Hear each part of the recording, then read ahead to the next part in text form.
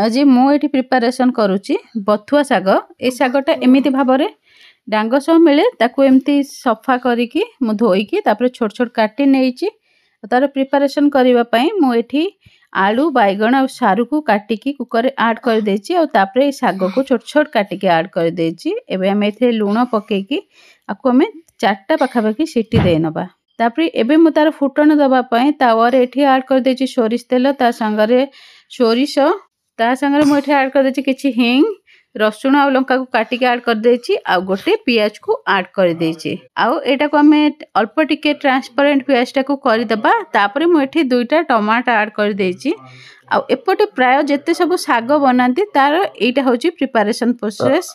आ एबे सागटा को मु भलो भाबरे मैश करि नेछि आ ता देहरे मु ऐड कर देछि एठी अट्टा गोटे टेबल स्पून अट्टा को गोली के ऐड कर देछि।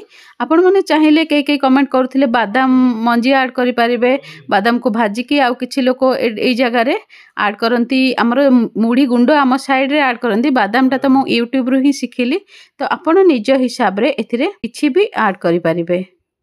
एटा होची मोर आज रे लंच थाली कि जोथिरे अछि मोर साग ता संगे अच्छी राइस कहीं साग संगे राइस टा खाइबा भल लगे। एठी होची कोबी आलू और मटर रो मिक्स सब्जी ता संगे एटा होची डाली और एटा होची मोर आज रे लंच।